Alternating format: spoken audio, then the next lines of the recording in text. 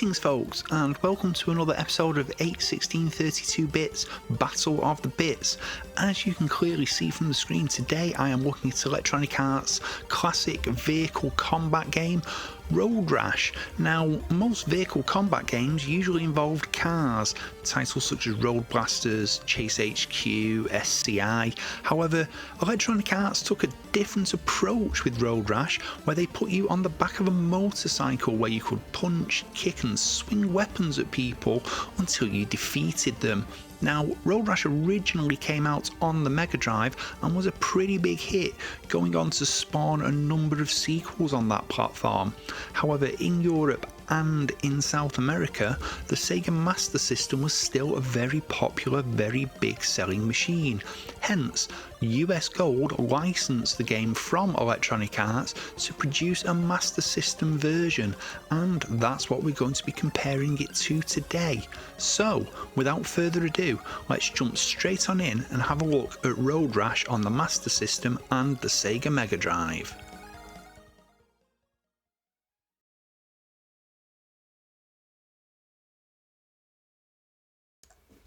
So let's start off here with the Master System version. Now, as I said, this was licensed by US Gold from Electronic Arts. Now, at the time, US Gold and the conversion team that they used for this, Probe Software, didn't necessarily have the best of reputations for producing high quality software. However, this particular game, I feel, bucked that trend. You know, this is a game that really shouldn't be possible on the Master System, yet here we are. They're doing it and it looks good. I mean, like, really, really good. It's ridiculous how good this game looks. I mean, this is the Master System. This is an 8-bit computer, well, console if I'm being accurate, my mistake, which was launched way back in 1984-85 by Sega using a Zilog Z80 CPU and a very basic graphics processor. Yet here we are with what is a wonderfully smooth rendition of a 16-bit racing game on this little 8-bit machine that could. You know, you have the undulating hills, you've got some reasonably smooth sprite scrolling there, and a decent sensation of speed. And frankly, the game plays really well. The handling is spot on. It's smooth, it's precise. You know, if you oversteer or understeer, that's on you. It's not the controls, you've made the mistake. And just, it plays well. Now, as I said, this is a vehicle combat game. However, it is possible to play the game and play the game quite well without actually indulging in any combat, which is generally how I tend to play it. Now, as I said, this is an 8-bit game. It's clearly not a 16-bit game. The limited colour palette and the relative jerkiness of the scrolling give that away. But this is absolute top tier coding for the Master System.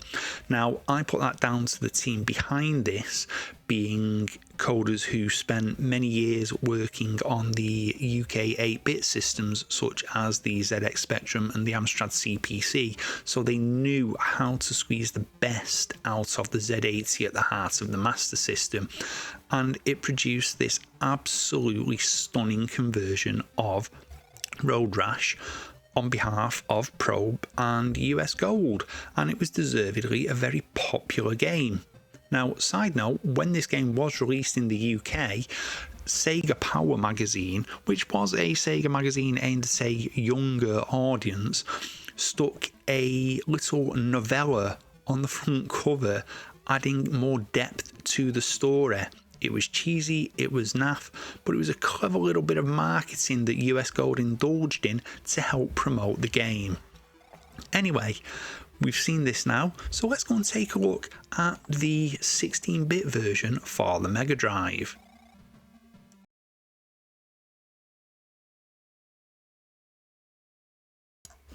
So here we have the Mega Drive version from Electronic Arts. as you can see, the graphics obviously more colourful, simply because the Mega Drive has a bigger colour palette and can display more colours on screen.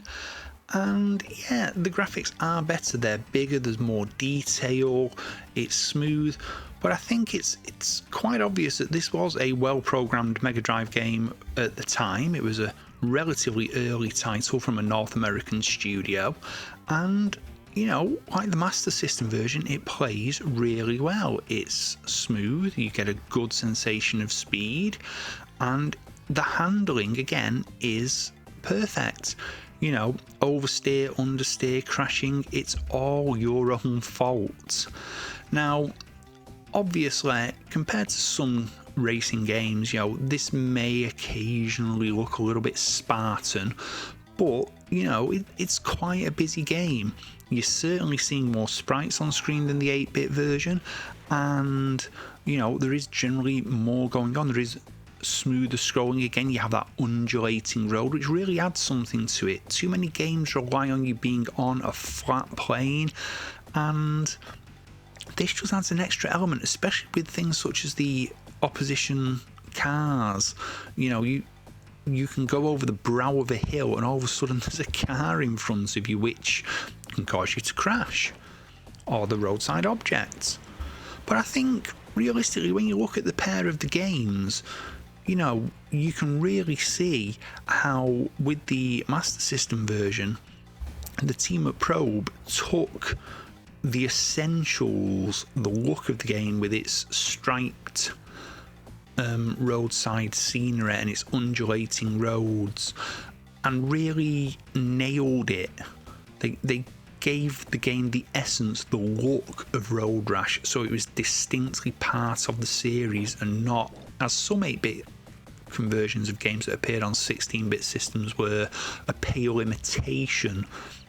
But this is a superb game. I do admit I do prefer Road Rash 2 to this version, but as soon as there was no Road Rash 2 for the Master System, we can't battle of the bits that.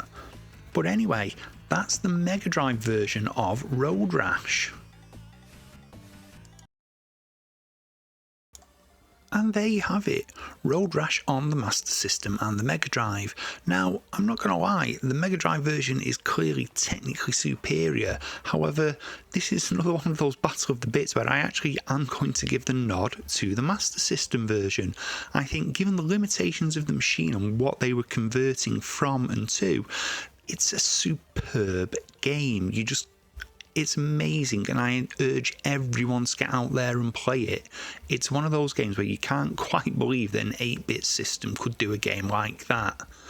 Now, thank you for watching this video today. If you've enjoyed what I've done, please hit the like button. If you really like it, click that subscribe button, and if you really, really like it, ring the bell. Don't forget, you can leave me comments down below, and of course you can support me over on Ko-fi and Patreon. The addresses are there in the description below and displaying on screen momentarily. So this is Rob, until the next time, saying so long and enjoy your day.